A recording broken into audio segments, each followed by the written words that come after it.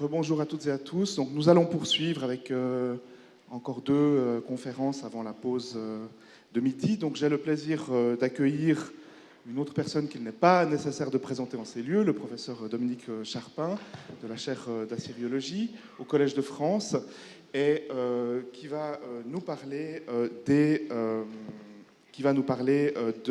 alliances et consanguinités à l'époque amorite. Donc, on se réjouit beaucoup de t'entendre. Merci beaucoup.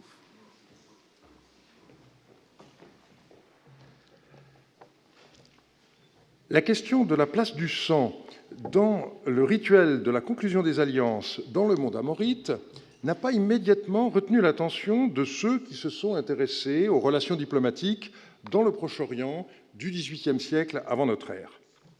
Il a fallu attendre les travaux, comme toujours novateurs, de Jean-Marie Durand pour que cette question soit abordée, notamment dans sa communication à la rencontre assyriologique de 1991, puis dans son cours, ici même, en 2000-2001.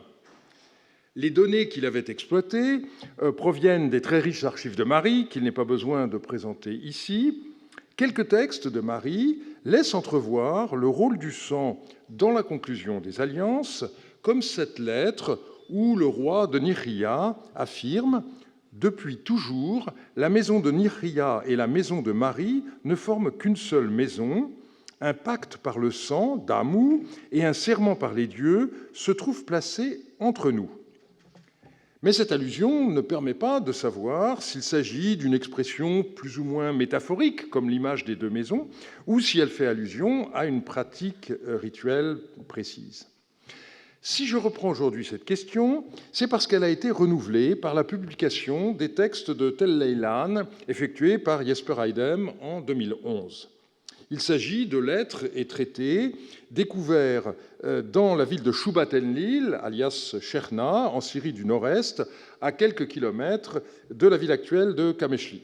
Ces tablettes ont été découvertes en 1987 dans le palais oriental de la ville basse. Elles sont, pour la plupart, postérieures d'environ 1 à 2 décennies à la destruction de Marie, qui intervint en 1760, selon la chronologie moyenne.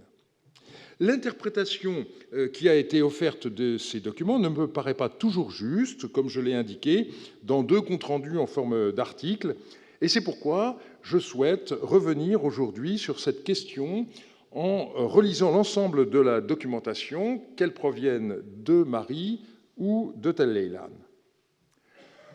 Une distinction doit être faite d'emblée entre 2 types de situations selon que les rois se rencontraient ou au contraire que l'alliance était conclue à distance. Ça peut paraître évident, mais il a fallu attendre 1990 pour que ce point soit souligné et surtout que les conclusions en soient systématiquement tirées. Pendant longtemps avait régné beaucoup de confusion. On avait repéré dans les archives de Marie 2 rituels différents accompagnant la conclusion des alliances. L'un consistait à immoler un ânon, chayaram katalum, l'autre à toucher sa gorge, napishtashu lapatum, et on parle alors souvent du rite du toucher de la gorge, lipit napishtim. Le symbolisme de ces gestes était tellement évident à l'époque qu'aucun texte qui les mentionne ne l'explicite, pour notre plus grand malheur, bien entendu. Alors, la plupart des auteurs modernes ont considéré que le rite du Lipit Napishtim était caractéristique de la Babylonie et plus généralement de la partie orientale du Proche-Orient. La nature manifestement amorite de l'expression Chayaram Katalum leur faisait voir au contraire, dans l'immolation rituelle d'un ânon, une réalité typique de la partie occidentale du Proche-Orient. Et dans la conclusion d'une étude, donc parue en 1990, j'ai proposé une autre explication du caractère mutuellement exclusif de ces 2 gestes. J'écrivais alors « Aucun texte ayant trait à l'immolation d'un ânon, Chayaram Katalum, ne mentionne le rite du Lipit Napishtim et inversement. Plutôt que d'opposer rite occidental à rite babylonien, il faut surtout faire remarquer que les circonstances diffèrent systématiquement. D'un côté, nous avons le cas où l'alliance est conclue entre les rois au cours d'une rencontre. C'est dans ce cas, et dans ce cas seulement, qu'il est question d'immoler un ânon. Corrélativement, il n'est jamais question dans de telles circonstances de texte mis par écrit. Le rite exécuté en commun et en présence de témoins suffit. Inversement, le rite du lipit-napishtim est toujours mentionné dans des cas où l'alliance est conclue à distance entre deux souverains, et c'est dans ce cas seulement que le recours à l'écrit est nécessaire pour fixer les termes exacts du serment qui est prêté par les rois qui s'engagent. Cette analyse a été remise en cause récemment par Jesper Eidem, et j'ai déjà répondu sur ce point, mais ce que aujourd'hui je voudrais voir, c'est si le recours au sang était différent selon le type d'alliance auquel on a affaire. Donc on va commencer par les alliances conclues en réunion avant de passer à celles conclues à distance.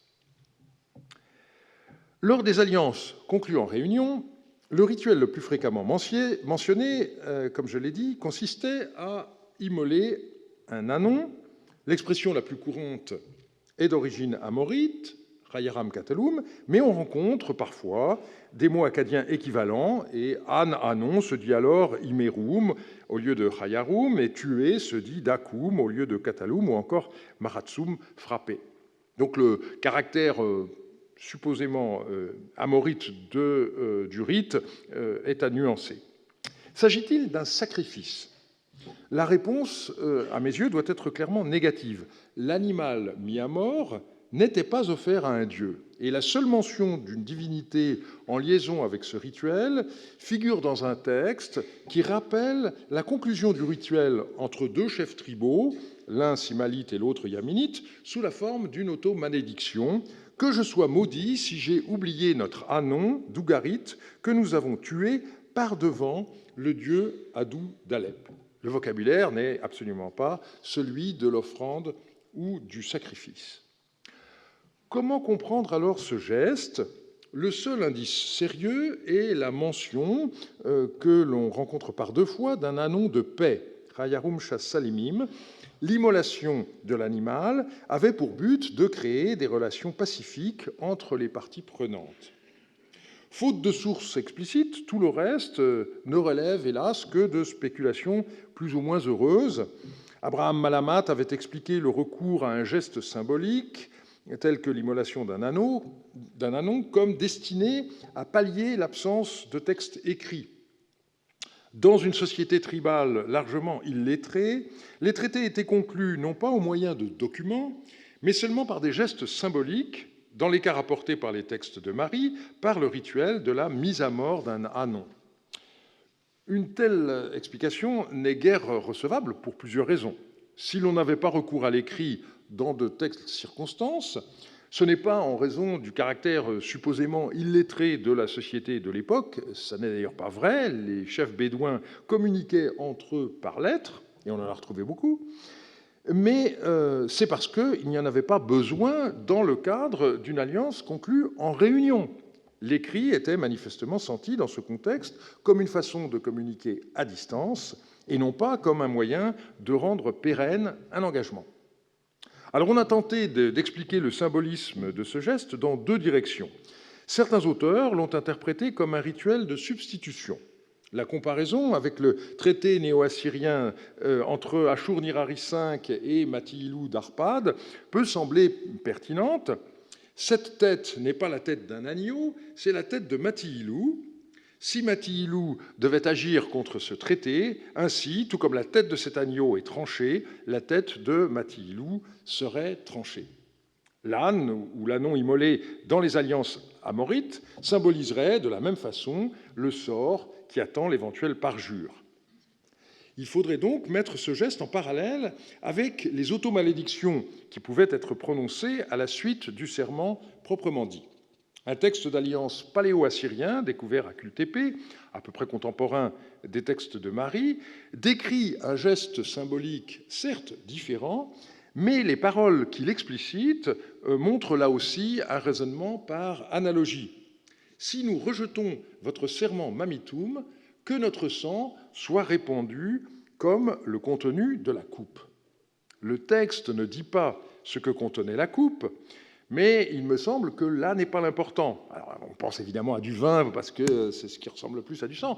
Ça n'est pas dit, mais ce qui compte, c'est le geste qui consiste à répandre le liquide qui se trouvait dans la coupe et qui symbolisait manifestement le sang décontractant, quelle que soit sa nature. L'interprétation la plus simple de l'immolation de l'ânon va dans le même sens, dans la mesure où les textes mettent avant tout l'accent sur la mise à mort de l'animal. On peut supposer qu'elle annonçait le sort qui attendait un éventuel parjure. Plus récemment, d'autres auteurs ont vu dans ce geste un rituel établissant la consanguinité entre les contractants. Bertrand Lafont a écrit « Ce rituel, celui du sacrifice de l'ânon, est manifestement l'expression d'une alliance conclue par le sang, in adamim, faisant des protagonistes des parents par alliance. » Cette interprétation me semble moins probable pour deux raisons. Aucun texte ne fait allusion au sang de l'ânon tué, et l'utilisation de sang animal pour créer une consanguinité serait étonnante. Comme on le verra dans un instant, les seuls textes qui explicitent le rôle du sang montrent qu'il s'agit du sang des rois qui se jurent fidélité et pas celui d'un animal immolé. L'essentiel semble avoir été le lien qui existait entre la mise à mort de l'animal et l'énoncé du serment par lequel on s'engageait. C'est ce que certains textes expriment de manière ramassée. Ensuite, s'étant concertés, ils ont tué des ânons en disant « Notre Seigneur est notre seul Seigneur ». Et donc, nous l'osons en disant « Et de même que cet animal est mis à mort, de même, soyons mis à mort si nous ne respectons pas l'engagement que nous venons de conclure ». Le rôle du sang dans ce contexte est récemment apparu plus clairement grâce à deux lettres découvertes à Tel Eilan dans le contexte que j'ai rappelé en commençant. L'une de ces lettres fut adressée par le roi d'Eluchut Shukrut-Eshub au roi d'Apoum, Tilabnou. En ce qui concerne les gens à propos desquels tu m'as écrit, je ne les libérerai pas. Par ailleurs, on a dit, ainsi parle Tilabnou, je veux monter vers Eluchut. La réponse, jusqu'à ce que tu sois monté, que moi et toi nous nous soyons vus, que nous ayons prononcé le serment par les dieux entre nous, et que des liens du sang aient été établis entre nous, jusque-là, je ne relâcherai pas ces gens.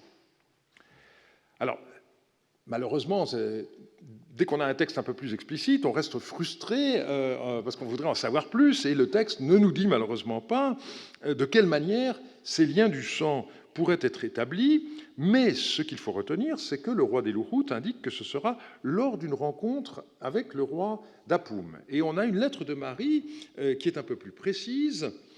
« Allons, fais ta jonction avec Shipti-Ilou, arrangez cette affaire ensemble, frotte-toi de son sang, que l'on voit que tu as confiance en lui. » Donc là, il y a carrément l'idée que quelqu'un qui va s'engager va se frotter avec le sang de son partenaire. Et ici, le geste devait être accompli lors d'une rencontre. Dans le cas des alliances conclues à distance, les rois s'échangeaient des tablettes sur lesquelles était inscrit le serment que chacun souhaitait que son homologue lui prête. L'énoncé du serment était accompagné d'un geste symbolique, le fait de se toucher la gorge, le lipit napishtim, et, comme je l'ai déjà dit, de même que pour l'immolation d'un âne, l'explicitation du geste ne figure dans aucun texte.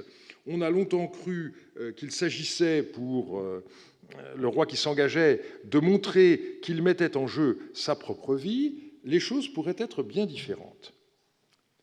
Il se trouve qu'une lettre découverte à Tel Eilan apporte à cet égard des précisions tout à fait surprenantes. Un roi y déclare « J'ai organisé une expédition, Cassure, et j'ai fait apporter le sang de Tilabnou. Avant que nous ne fassions sortir les troupes pour l'expédition, touchons son sang et prononçons un serment par les dieux. Lorsque nous aurons touché son sang et prononcé un serment par les dieux, que Yarilpi, Belchounou et Yasrar Dagan fassent route la nuit même, de sorte que dès le lendemain, Tilabnou, ses fils et sans doute les anciens de son district, qui marchent à sa suite, touchent mon sang et prononcent le serment par les dieux, et que la nuit même, ils reviennent ici, et que le lendemain, et puis malheureusement, la suite est cassée.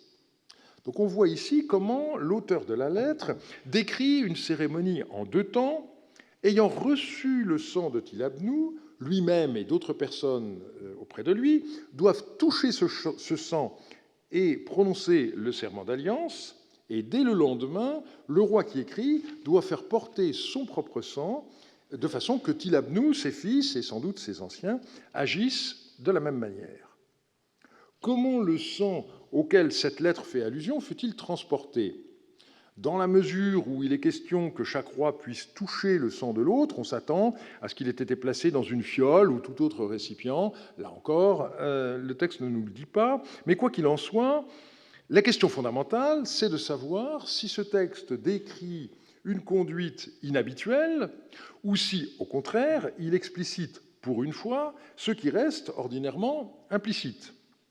Dans le premier cas, il faudrait comprendre qu'en principe, ce lien du sang se créait lors d'une rencontre entre rois, comme on l'a vu avec la lettre numéro 89, et la situation décrite dans la lettre 185 aurait ceci de particulier que les rois ne se seraient pas rencontrés et que l'alliance aurait dû être conclue à distance, d'où la nécessité exceptionnelle de transporter le sang de chaque roi. Un peu compliqué. Si l'on opte pour la deuxième solution, il faudrait comprendre que l'expression « napishtam lapatum » aurait un sens bien différent de ce que on imagine habituellement. Ce serait avec le sang de son partenaire qu'un roi aurait touché sa propre gorge. Et dès lors, le sens du rituel serait complètement différent. Il ne s'agirait pas de mettre en jeu sa vie en cas de parjure, mais on aurait affaire à un rite établissant la consanguinité entre les rois. Alors, tout ce que je viens de dire permet de revoir l'interprétation d'une lettre de Marie que j'ai citée il y a bien longtemps. Le contexte, c'est le siège de la ville de Razama, qui est la ville du roi Sharaya, et le roi Atamroum, qui assiège la ville, a écrit au roi de Marie Zimrilim pour lui demander des troupes. Et un chef nomade proche de Zimrilim suggère au roi de Marie la façon de lui répondre. Au sujet des nouvelles concernant Atamroum, qui a écrit à Monseigneur « Envoie-moi des troupes », que Monseigneur lui réponde ainsi. Et toute la suite, c'est donc la lettre que l'auteur de ce document suggère à Zimrilim d'écrire comme réponse. À présent, interroge Hammurabi, Hatnurabi, Sharukikalima, les rois qui sont devant toi, ainsi que ton serviteur Yanour Samar. Entre moi et Sharaya, il y a un pacte par le sang et un engagement solennel a été placé. 100 bédouins et 100 de mes sujets des bords de l'Euphrate avec moi, c'est-à-dire 200 de mes sujets de confiance, notables de mon pays, se sont tenus lors du pacte par le sang, et je lui ai prêté serment par le Dieu. À nouveau, lorsque mon père, l'empereur élamite, m'a écrit pour me demander des troupes, je lui en ai envoyé. Or, j'avais écrit à Carnilim, « N'es-tu pas de mon sang? Envoie-moi tes troupes, qu'elles se couchent sur ma couche. » Façon symbolique de parler de l'union de deux armées entre deux alliés. Mais il ne m'a pas donné de troupes et on l'a mis à l'épreuve. En outre, j'ai écrit à Sharaya, « Tu es de mon sang, donne-moi tes troupes afin que tes troupes se couchent sur le lit de mes troupes. » On a une lacune et la fin, c'est « Si tu assièges une autre ville, alors je te donnerai des troupes. Je ne peux pas t'aider à attaquer un de mes alliés. » L'emploi du mot « sang » dans ce document d'Amou semble un raccourci, d'où la traduction « pacte par le sang » ici retenue. Donc, malheureusement, une fois de plus, Ibn el ne décrit pas le détail de la cérémonie dont il rappelle l'existence, mais la reprise de l'expression permet de comprendre que les 200 notables du royaume de Zimrilim ont été présents lors de cet engagement rituel et en ont été les témoins. Le roi de Marie ne peut donc pas aider militairement Atamroum, ennemi de Sharaya, avec qui il a conclu une alliance, parce que, tout simplement, ses propres troupes ne le suivraient pas. Ce texte a, dans un premier temps, été considéré comme décrivant une alliance conclue en réunion entre Sharaya et Zimrilim, précisément en raison de la mention du sang. Mais maintenant que nous avons cette lettre de Tel Leilan qui nous montre que l'usage du sang peut très bien intervenir dans des alliances conclues à distance, alors il faut reconsidérer cette interprétation. Si l'on regarde la lettre, il n'y a pas la mention d'une rencontre entre les deux rois, il n'y a pas mention de la présence de notables du roi Shahraya, et donc on peut penser que le sang pourrait avoir circulé entre les deux rois, de la même manière que c'est décrit à propos de la lettre de Tel Leilan. Reste un dernier point. Les alliances étaient souvent suivies de mariages qui créaient des liens de sang, non pas symboliques, mais réels. Et donc, la question se pose de savoir si, quand un souverain écrit à un homologue « Tu es de mon sang », dans quel cas de figure on se trouve. La fin du texte que j'ai cité est très importante, car elle montre la nature du lien créé par un tel pacte. Il s'agit bien de consanguinité, et désormais, les rois étaient considérés comme réellement frères. Lorsqu'un roi réclamait des troupes à un allié pour l'aider à repousser une attaque ennemie, il pouvait faire allusion à ce lien en disant à son homologue « N'es-tu pas de mon sang ?» ou encore en affirmant « Tu es de mon sang ». Mais il existait des cas où l'allusion à la communauté de sang renvoyait à une consanguinité sans doute plus réelle que symbolique. Alors, c'est, semble-t-il, le cas dans cette lettre découverte à Eshnunna, dit à Bilalama « Je suis ton frère de ta chair et de ton sang ». La lettre ne comporte pas le nom de l'expéditeur, mais la suite du message ainsi que le contexte permettent de l'identifier comme le chef amorite Ushashum. À la mort de son père Abdaël, il écrivit donc au roi d'Eshnunna Bilalama, qui se trouvait être doublement son beau-frère, alors c'est un petit peu compliqué, mais à la suite d'une alliance conclue entre Abdaël et Kirikiri, eh bien on voit que Ushashum avait épousé une cousine de Bilalama, et Bilalama avait épousé une sœur d'Ushashum. Donc il y a un double lien, mais malgré tout, il ne s'agit pas d'une consanguinité réelle suite à un mariage dynastique, puisque, selon nos façons de voir en tout cas, c'est seulement à la génération suivante qu'il y aura consanguinité entre les enfants d'Ushashum et ceux de Bilalama. Et donc, la façon de s'exprimer d'Ushashum, écrivant à Bilalama « Je suis ton frère de ta chair et de son sang », semblerait montrer que la distinction que nous faisons entre parenté consanguine et parenté par alliance n'était alors pas aussi forte que nous aurions tendance à le croire. Ce bref aperçu des rites suivis lors de la conclusion des alliances à l'époque amorite montre que le sang y jouait un rôle non négligeable. Il ne s'agissait pas du sang de l'animal immolé. Certes, lors des alliances conclues en réunion, un âne était sacrifié, symbolisant le sang qui attendait le parjure, mais chaque roi pouvait se frotter avec le sang de son partenaire, qu'ils aient été côte à côte ou que l'alliance ait été conclue à distance. Dans ce cas, le geste signifiait les liens de consanguinité désormais établis entre les deux souverains, que rien, sauf la mort, ne pouvait rompre en théorie. Je vous remercie de votre attention.